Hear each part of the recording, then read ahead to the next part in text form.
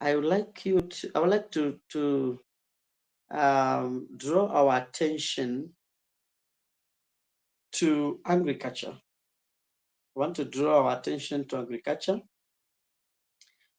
This is watermelon. I've tried a little bit of farming, but today I'm not talking about watermelon, but I'm talking about something that is related to it in the areas where we have unreliable rainfall. Listen to me, because we can wait for for government and for politicians to speak, and sometimes we don't get their language well. It is good for you to know if in the region where you come from, you have been trying a particular crop, and that crop doesn't seem to be yielding well, doesn't seem to be doing well, then you don't have to keep on repeating, growing the same crop over and over again. If the rainfall is not reliable, it is important for you to think. Somebody said that, like, for example, the farmers in Ukambani are resilient because they grow crops, they grow maize, and they don't get any harvest because the rainfall is not enough to grow maize to maturity, and they continue to do that. And then he drew a comparison between those farmers and the ones that are farming coffee and tea and sugarcane, that when they fail to get the correct prices, they cut down the coffee, they cut down the tea, the sugarcane, and they grow something else. Now, that is not resilience. No, it is lack of proper guidance. Because if you are guided well, you will know you don't have to waste your precious seed and then get no harvest. I want to share an experience here today. This is sunflower in Singida in Tanzania. The sunflower crop in Tanzania. And let me give you some little history, because by the grace of God, I found myself in Tanzania some times back, um, when I was doing some importation of the byproduct of sunflower. I saw something that struck my mind. I was able to see how regions that were very poor before, regions that were extremely poor, people were not having enough food. But then one time they decided to change their mindset. Singida, this is the history of farming in Singida. It is a region that is deeply rooted in the regions that are semi-arid, and reliance of its population on agriculture, particularly small older farmers. The region has a long tradition of growing a variety of crops, including major food staples like sorghum, bulrush millet, finger millet, and cash crops like sunflower and onions. However, farming in this region of Singida faces challenges like unreliable rainfall, pests, and soil degradation, which have been exacerbated by climate change. By climate change, but there is an history to it. I saw some part of that history with my own eyes. I tried to share with the governor of Makueni, Mheshimiwa Mutula Kilonzo Jr., when he was a senator.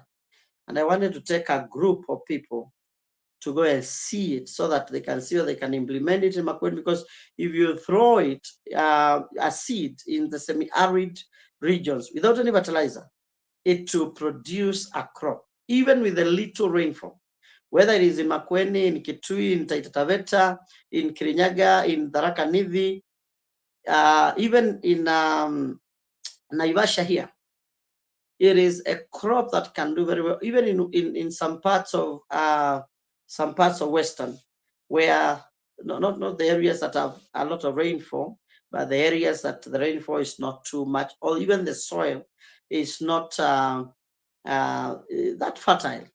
You can get a very serious harvest. But they were growing.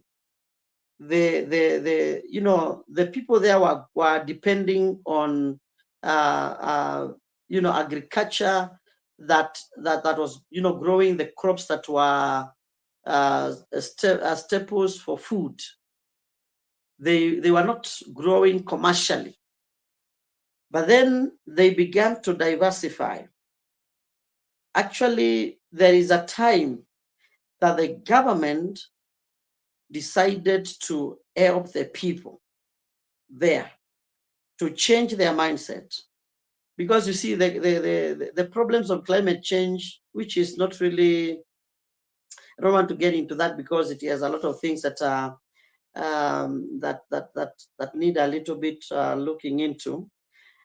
But the small scale farmers agreed to get into smart agriculture techniques, including drought resistant seeds, agroforestry, and conservation agriculture. And they decided to commercialize their farming. And the crops like sunflower, began to increase, they increased growing of sunflower more than the others because there was an increase of processing capacity, and there was also improved in infrastructure, and institutions changed to support that agriculture. And they began to mill sunflower in the villages, right in the villages where the farmers are. So they don't have to transport so much. And they can also cut deals with the millers. The miller can come to your farm and they can support you when you are growing your crops because they are going to buy from you and they are going to give good prices. Because there are people that are with you in the village. So they have ready market. And I saw that within the years that I did business there, I saw people that were so poor rise up in the village and they began to buy vehicles. They began to buy tractors. They began to buy the milling machines, which are, some of them China made, which actually our Juakali guys here can craft them very easily because they are not really like, they are not complex because you just need a presser that can, press the oil out of the seed of sunflower, and then the oil is a product. The byproduct is what we use for producing dairy farming, food, and chicken feeds, and other, actually almost the feeds that you see being sold for either pig or chicken or dairy cows. All of them, they contain sunflower. And before Magufuli came with the policies that he came up with to stop us from, importing this way in large numbers, we were importing so much from Tanzania. And we can produce it here. It is a possibility. Uganda has also adopted the same. If you go to Nile, the regions around Nile, Ginger, around there, all the way to Lira, towards southern Sudan, they have adopted the farming of sunflower. And actually, some of the companies which are dealing with sunflower big time and cotton big time in Tanzania are the ones who moved into Uganda. And they are pitched tents there, and they have built factories. Here we can be able to do the same, because these, especially those two crops, cotton and sunflower, they raise the economy of a village. I'm not talking about the cities now, but even in the village, you can be able to do something big. When you see these farms, and even I was shocked when I was doing some bit of research. I realized that America is growing a lot of sunflower, a lot of sunflower. They understand that it can, because it is a crop that there is not much wastage, and there's not much technology needed in the processing. Actually, the sunflower, you can be able to drink it or cook with it immediately after pressing it out of the seed. Now, that is food for the thought. It is important for us to begin to think in a way that we can do things that don't require the government to come and help us with handouts. Because if you are growing a crop that is not fit for your region, then definitely year in, year out, you are going to be needy. You are going to be in need of food. It is wrong. It is not right. It's wrong.